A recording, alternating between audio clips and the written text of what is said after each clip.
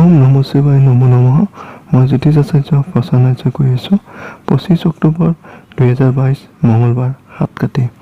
সূৰ্য উদয় হ'ব 5:30 সূৰ্য অস্ত হ'ব 4:43 তিথি হ'ব অমাৱস্যা, নক্ষত্ৰ হ'ব চিত্ৰা। কোনো জাতক জাতিকাৰ জন্ম হ'লে তুলা ৰাশি হ'ব, বৈশ্য বৰ্ণ হ'ব, দেৱাৰী গণ তেওঁলোকৰ হ'ব। আৰু কোনো জাতিকাৰ আদ্য ঋতু হ'লে 15 দিনা বেশ্যা যোগ পৰিব। আৰু কোনো জাতক জাতিকাৰ যদি মৃত্যু হয় তেনেহ'লে দুখ এপদ পৰিব। এই দিনটোত তেওঁলোকৰ শুভ কৰ্ম নাই।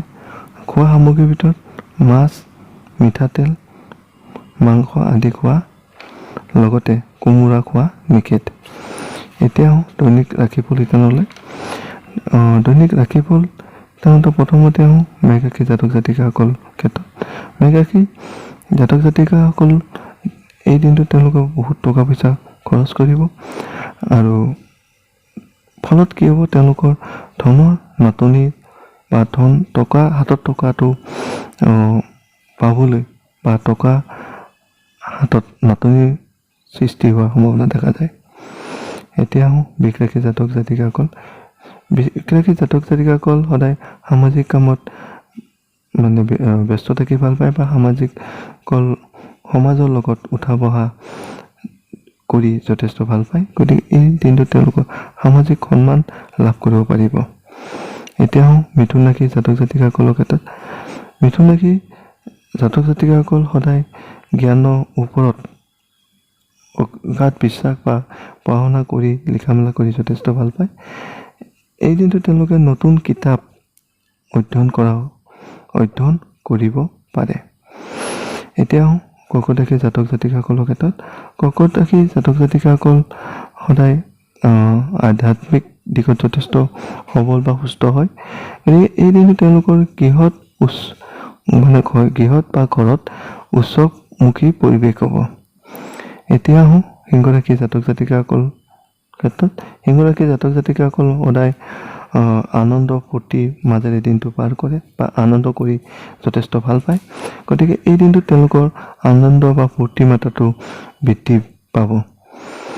এতিয়া কন্যা ৰাশি জাতক জাতিকাসকলৰ কাৰণে। যিসকল ব্যক্তিয়ে বা যিসকল জাতক জাতিকাই বিয়াৰ চিন্তা কৰি আছে কিন্তু আগবঢ়া নাই, এই দিনটোত তেওঁলোকৰ বিবাহৰ আলোচনা হ'ব।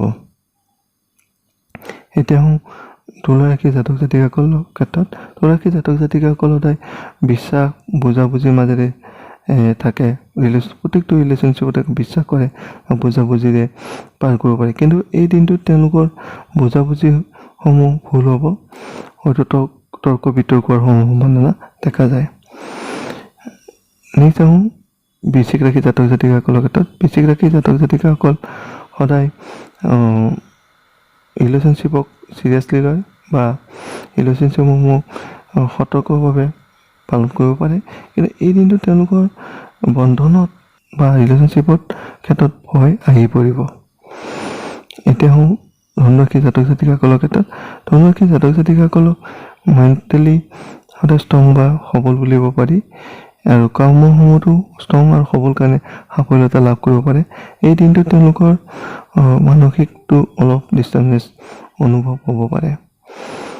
এতিয়া মকৰ ৰাশি জাতক জাতিকাসকলৰ ক্ষেত্ৰত। মকৰ ৰাশি জাতক জাতিকাসকলক দিনটো সাৱধানে চলা ভাল হ'ব, কাৰণ কোনো বেমাৰ আজাৰ বা ৰোগ হোৱাৰ সম্ভাৱনা দেখা যায়। কুম্ভ ৰাশি জাতক জাতিকাসকলৰ ক্ষেত্ৰত কুম্ভ ৰাশি জাতক জাতিকাসকল সদায় আদান প্ৰদান কৰি যথেষ্ট ভাল পায় বা আদান প্ৰদানত তেওঁলোকে এক্সপাৰ্ট বুলি ক'লেও ভুল নহয়। এই দিনটোত কিন্তু তেওঁলোকে দিব নালাগে, অৰ্থাৎ কোনো দ্ৰব্য লাভ কৰিব পাৰিব। এতিয়া মীন ৰাশি জাতক জাতিকাসকলৰ ক্ষেত্ৰত। মীন ৰাশি জাতক জাতিকাসকল সদায় ব্যস্ত বা কষ্টৰ মাজেৰে দিনটো পাৰ কৰিব, যদিও তেওঁলোকৰ পৰিশ্ৰমটো সফল হ'ব আৰু পৰিশ্ৰম যিটো পৰিমাণ আছে সেইটো বৃদ্ধি হোৱাৰ সম্ভাৱনা দেখা যায়। ধন্যবাদ।